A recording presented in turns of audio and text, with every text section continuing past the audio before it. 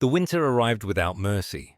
It crept across Europe in silence, freezing roads solid, choking supply lines, and pressing down on men already worn thin by years of war.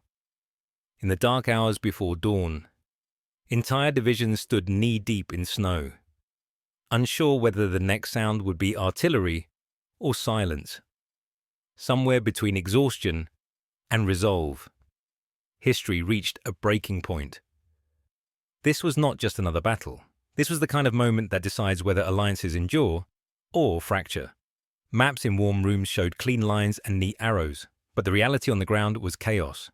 Radios failing, units cut off, decisions made by captains and sergeants with no time to ask permission. American soldiers were holding the line not because it was easy, but because there was no alternative. Retreat meant disaster.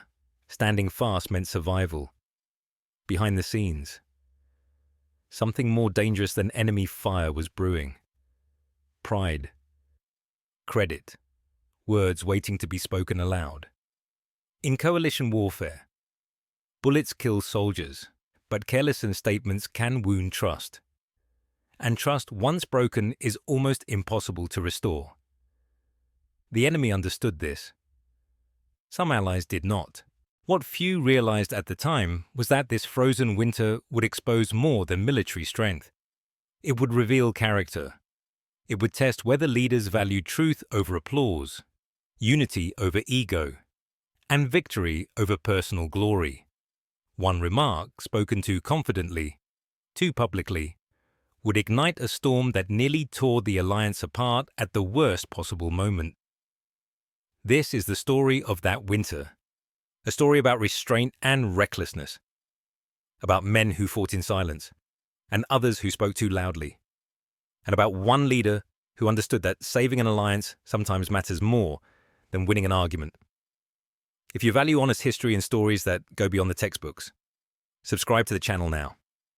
Your support is what allows us to keep uncovering the moments that truly shape the world. Quick question for you. When alliances are under pressure, what matters more? A. Battlefield success. B. Trust between allies. Comment A or B below and let us know what you think. General Arthur Bellamy was not a reckless man, nor was he incompetent. On the contrary, he was disciplined, meticulous, and undeniably intelligent. His career had been built step by step, appointment by appointment. Each success carefully catalogued in his mind. He believed deeply in order. Order on maps. Order in command structures. Order in the way history itself should be written. Chaos offended him. Ambiguity unsettled him. And nothing troubled him more than the idea that achievement might pass without acknowledgement. Bellamy did not crave applause in the shallow sense. What he wanted was recognition as proof of relevance, in a war increasingly dominated by American manpower and momentum. He felt the ground shifting beneath his feet. He was a professional soldier watching the center of gravity move away from the traditions that had shaped him. The spotlight, once naturally his, now had to be claimed. Those who served under him often admired his calm. In moments of crisis, Bellamy rarely raised his voice. He studied, reorganized, and spoke with confidence that suggested mastery. But that confidence carried a sharp edge. He had a habit of framing collective effort as personal stewardship, of describing shared outcomes as the result of singular vision. It was not deception in his mind. It was narrative control. To American officers, this trait felt unsettling. They were accustomed to leaders who let results speak for themselves. Bellamy preferred to speak first, to define events before others could. He believed that if he did not shape the story, someone else would, and history, he feared, would forget him. In Bellamy's world, leadership was inseparable from legacy.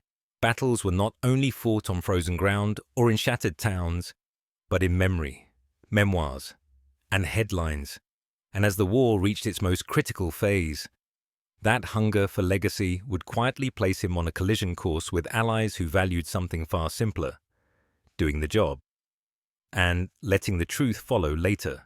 By the time General Arthur Bellamy's staff began to study the situation, The crisis had already been met head-on by men who would never hold a press conference or write a memoir, on frozen roads and in shattered villages. American soldiers were already doing what they had always done best, adjusting, enduring, and fighting forward with whatever they had left. This was not a moment of panic. It was a moment of brutal adaptation, assuming command of reality. Not theory. Communications were unreliable. Units were fragmented, and decisions were being made far below the level of headquarters. Captains became strategists. Sergeants became anchors of morale. Orders were improvised, not because doctrine failed, but because survival demanded speed over perfection. What unfolded on the ground was not chaos, but controlled resistance. American units absorbed the shock, stabilized their positions, and began shaping the battlefield in small, decisive ways that never appeared on situation maps. A road held through the night, a bridge defended just long enough, a withdrawal time precisely to avoid collapse. These actions were not dramatic, but they were decisive. From a distance, the situation looked dire. Up close, it looked determined. The men fighting did not believe they were waiting to be saved. They believed they were buying time, creating space, and setting conditions for a counterstroke that would come soon enough. Exhaustion was real. Fear was constant. But resolve was unmistakable. This distinction mattered, because when history later began to describe the moment as a rescue, those who had already fought through the worst felt something more painful than fatigue. They felt erased. The truth was simpler and far more powerful.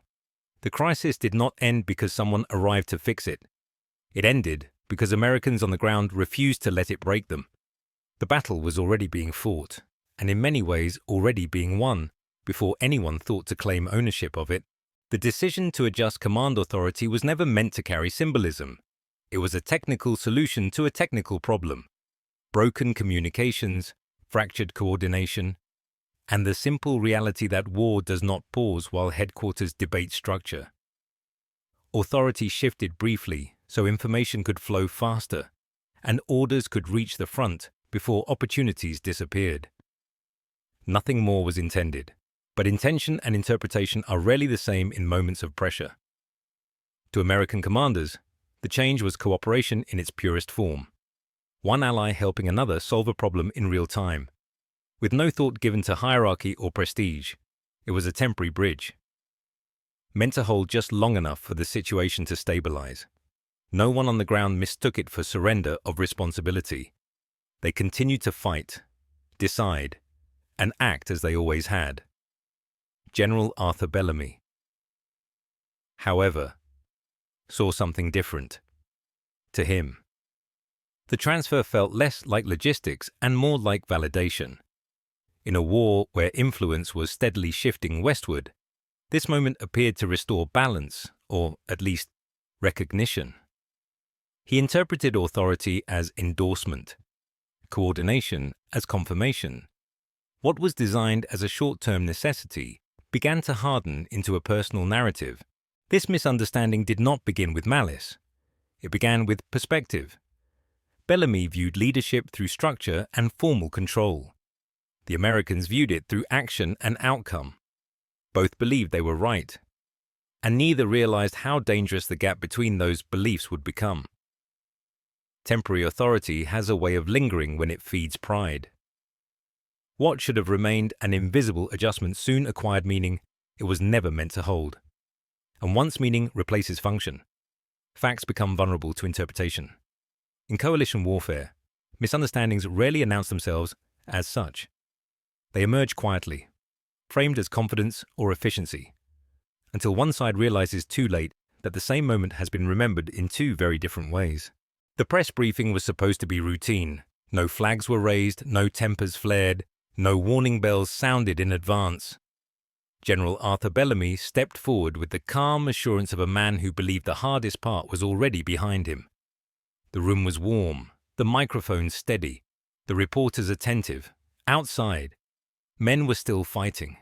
Inside, words were about to do damage no shell could match. Bellamy spoke with confidence. choosing phrases that sounded reasonable, even measured. He spoke of steps taken, of control established, of a situation handled. He did not accuse, but he framed. He did not lie, but he narrowed the truth until it bent in his favor. To Bellamy, this was leadership, explaining events, assigning coherence to chaos, giving the public a story that felt decisive. To those listening more carefully, the message was unmistakable. The implication settled heavily that the battle had required rescue. That order had arrived from outside. That without his intervention, the outcome might have been different. In a single moment, the grit and sacrifice of thousands of American soldiers were quietly reduced to a backdrop. The reaction was immediate and visceral, not outrage first, but disbelief. Officers read the transcripts in silence, then again, searching for clarification that never came. What followed was anger sharpened by exhaustion. Men who had fought without sleep, without certainty, without complaint now felt something deeper than frustration. They felt dismissed. This was the danger Bellamy failed to see. Bullets kill bodies. Words can wound alliances. Once spoken, they travel faster than any correction and settle where apologies cannot reach. By the time Bellamy realized how his remarks had landed, the damage was already spreading through command channels and across oceans. In war, silence can be deadly, but careless speech can be catastrophic. Bellamy had not fired a shot, yet he had struck at something far more fragile than any front line. Trust. Prime Minister Henry Caldwell did not need advisers to explain what had gone wrong. The moment he read the transcript of General Arthur Bellamy's remarks, he understood the problem with unsettling clarity. Not because the words were openly hostile, they were not, but because Caldwell understood something Bellamy never fully grasped. How Americans hear things, and why that matters. Caldwell had spent years working alongside American leaders. He admired their impatience with pretense, their respect for competence, and their deep loyalty to those who carried the burden of combat. He knew that American officers did not measure worth by titles or lineage, but by performance under pressure. And he knew that American soldiers, once insulted, rarely forget it, even if they remain outwardly professional. What troubled Caldwell most was not that Bellamy had spoken out of turn, but that he had spoken without empathy. Bellamy had framed the moment as management. Americans experienced it as a survival. That difference was not academic. It was emotional, cultural, and deeply personal. Caldwell understood that when Americans fight, they do not see themselves as waiting to be guided. They see themselves as responsible for the outcome, no matter the cost. In his private office, Caldwell did not explode. He sat still, rereading certain phrases, weighing their impact not on headlines, but on trust. He understood that alliances do not fracture all at once. They erode quietly, through moments of disrespect left unchallenged. This was one of those moments. Caldwell's concern was strategic, not sentimental. He knew the war could not be won without American confidence, not just in victory, but in partnership. If Americans believed their sacrifices were being minimized or repackaged, the damage would extend far beyond one general or one statement. This was why Caldwell acted decisively, not to punish Bellamy, and not to appease outrage, but to protect something far more valuable than any battlefield success. The belief, shared on both sides of the ocean, that this war was being fought together and remembered honestly. Prime Minister Henry Caldwell's anger did not announce itself with raised voices or slammed doors. It settled in quietly, heavy and deliberate. The kind of fury that comes not from wounded pride, but from recognizing a dangerous mistake at exactly the wrong moment. He was furious because he understood the stakes, and because he knew how little margin for error remained. In private, Caldwell spoke with brutal clarity. Bellamy's words, he believed, were reckless, not because they were false in every detail, but because they were careless with meaning. Caldwell understood that leadership in wartime demanded more than accuracy. It demanded judgment. Bellamy had spoken as if victory were a personal ledger, when in reality it was a shared burden carried by exhausted men who would never stand behind a podium. Yet, in public, Caldwell showed none of this anger. He did not rebuke. He did not contradict. He did not allow the press to sense division. To do so would have satisfied outrage in the short term and destroyed confidence in the long term. Caldwell knew that public unity was not a luxury. It was a weapon. And weapons must be handled with discipline. This restraint was not weakness. It was calculation. Caldwell had learned that the most effective leaders absorb pressure rather than redirect it outward. He would deal with Bellamy directly, firmly, and without witnesses. The alliance, not his temper, would dictate his actions. What made Caldwell exceptional was his ability to separate emotion from responsibility.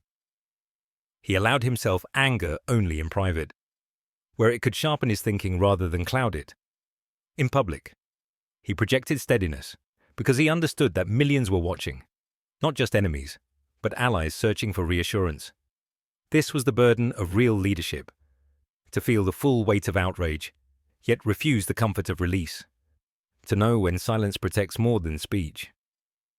Caldwell understood that wars are often lost not through defeat, but through leaders who confuse honesty with impulse. He would not make that mistake. Once the damage was done, Prime Minister Henry Caldwell did not look for a podium. He reached for paper and the telephone. He understood that the most important battles now would be fought quietly, far from cameras and headlines. In conversations meant not to impress, but to reassure. His first messages were deliberate and personal. Caldwell wrote not as a statesman protecting pride, but as a partner protecting trust. He acknowledged the strain American forces had endured and spoke plainly about their performance, not in flattering generalities, but with genuine respect. He made it clear that their resolve, their initiative, and their sacrifice were neither misunderstood nor unappreciated. These were not public statements meant to calm outrage. They were private words meant to heal it. Phone calls followed. Caldwell listened more than he spoke. He allowed frustration to be voiced without interruption, knowing that restraint at this moment mattered more than rebuttal. He did not defend General Arthur Bellamy's phrasing. Instead, he separated the alliance from the man, emphasizing that one voice did not represent a shared cause. In doing so, he gave American leaders space to remain angry without becoming alienated. This quiet effort required patience and humility. Caldwell knew he was asking allies to accept reassurance rather than apology, correction rather than confrontation. He chose this path because public conflict would have satisfied emotion but damaged unity. His task was not to win an argument. It was to prevent one from becoming irreversible. Behind every letter and every call was an understanding rarely visible to history. Alliances survive not because they are flawless, but because someone is willing to tend them when they are wounded. Caldwell absorbed the burden himself, shielding the broader partnership from further strain. No headlines recorded these moments. No applause followed them. But in the long arc of the war, these quiet acts of damage control mattered as much as any movement of troops. They preserved something fragile and essential, the belief that respect still bound the alliance together, even when words had momentarily pulled it apart. The cost of claiming credit that was never truly yours is rarely paid all at once. For General Arthur Bellamy, it came quietly, measured not in demotions or public disgrace, but in something far more enduring, the slow withdrawal of trust. Orders were still followed. Protocol was still observed. But something essential had shifted beneath the surface. American commanders did not confront Bellamy directly. They didn't need to. Their professionalism remained intact, but their confidence did not. Conversations grew shorter. Candor disappeared. Decisions were shared on a need-to-know basis, and Bellamy increasingly found himself informed rather than consulted.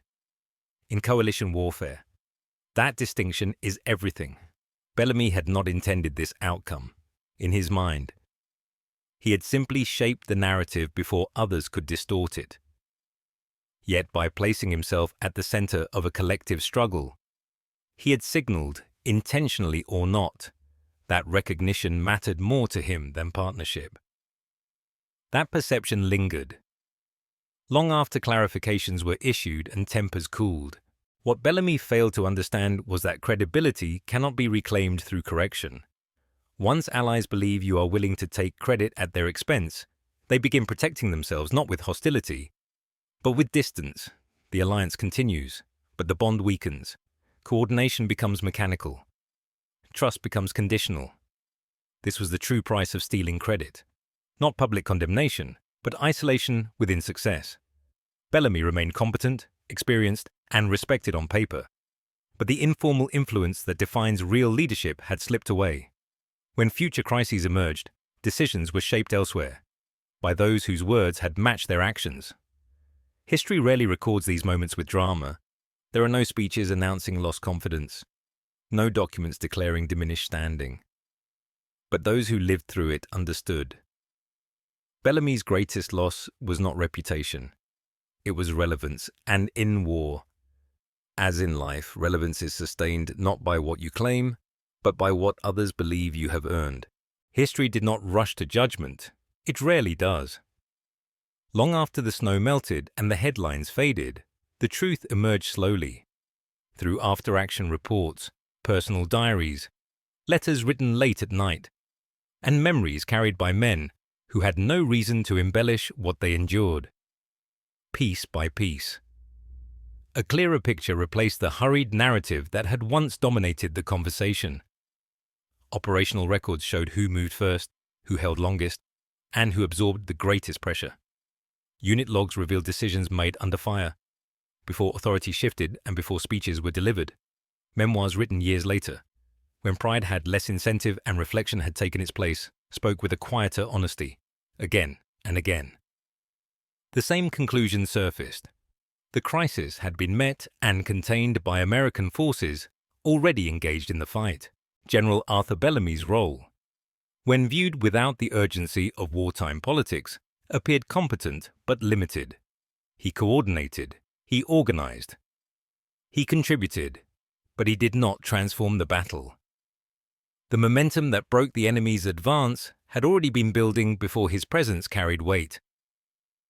What once sounded like leadership, in hindsight, looked more like timing. This correction did not come with accusation. No single document condemned Bellamy. No official statement rewrote history overnight. Instead, the record adjusted itself through accumulation, through consistency across sources that had never been meant to agree. The truth endured because it was supported by those who had nothing to gain from reshaping it. For the soldiers who fought, this mattered deeply. Not because they needed praise, but because memory is a form of justice.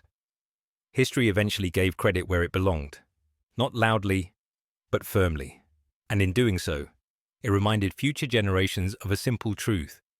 Narratives may shift with circumstance, but reality has a way of asserting itself once urgency fades. Time did what anger could not. It separated contribution from claim and restored the balance Bellamy's words had briefly unsettled. The enduring lesson of that winter does not belong to General Arthur Bellamy, nor even to Prime Minister Henry Caldwell. It belongs to America, and to the men and women who have always carried its burdens without demanding recognition in return. What the episode ultimately revealed was not a failure of alliance, but a contrast in values that could not be ignored. American leadership has rarely been defined by words. It is defined by action taken when conditions are unclear and consequences are absolute. The soldiers who held their ground did not wait for affirmation. They did not ask who would receive credit if the line held or the counterattack succeeded. They acted because responsibility left them no other choice. That instinct, to move forward when history hesitates, is a defining American trait. The incident also offered a warning. In coalitions, Unity is not preserved by silence alone, but by honesty guided by restraint. Pride may feel justified in the moment, but it carries a cost that outlives any single battle.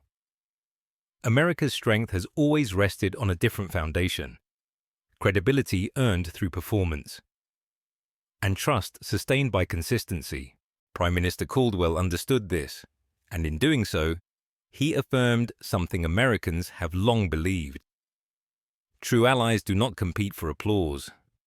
They protect each other's dignity, especially when the temptation to elevate oneself is strongest. The alliance survived because someone recognized that respect is not a courtesy, it is a strategic necessity. For modern America, the lesson remains urgent. Leadership is not proven by who speaks first or loudest, but by who accepts responsibility when the outcome is uncertain. History eventually remembers that difference. It honors those who carried the weight quietly, and it forgets those who tried to claim more than they earned. In the end, America did not need to be saved. It needed to be trusted, and that trust earned through sacrifice, restraint, and resolve remains its greatest strength. The story of General Arthur Bellamy and Prime Minister Henry Caldwell is not ultimately about one press conference, one battle, or even one alliance strained by ego. It is a story about how character reveals itself under pressure, and how leadership is measured not by visibility, but by restraint. Bellamy was competent, intelligent, and experienced. Yet, his desire to shape the narrative exposed a quiet weakness: the need to be seen as indispensable. Caldwell, by contrast, understood that in moments of crisis, the most powerful acts of leadership often happen out of sight. Bellamy's mistake was not malice, it was misjudgment. He confused coordination with ownership, authority with achievement, and explanation with credit. In doing so, he underestimated something fundamental about Americans: their deep respect for action over words, and their intolerance for having sacrifice reframed by those who did not carry the same weight. Caldwell saw this immediately. His response was not dramatic, but deliberate. He absorbed anger, repaired trust, and placed the survival of the alliance above personal satisfaction or public applause. The deeper lesson here is timeless. In our own lives, whether in leadership, careers, families, or communities, credit taken too early or too loudly often costs more than it gains. Trust, once weakened, rarely returns in full. Real influence is built quietly, through consistency, humility, and respect for shared effort. The people who matter most are watching not what you say, but how you behave when no recognition is guaranteed. Apply today. This story challenges us to ask hard questions. Do we seek acknowledgement before results? Do we protect our image or our relationships? And when conflict arises, do we escalate publicly or repair privately? Quick question for you. What matters more in leadership? A, being recognized. B, being trusted. Comment A or B below. We'd also love to hear your perspective. Have you ever seen credit damage a relationship or team? Share your thoughts in the comments so others can learn from your experience. If you value thoughtful history and lessons that still matter today, subscribe to the channel and support us in creating more stories like this.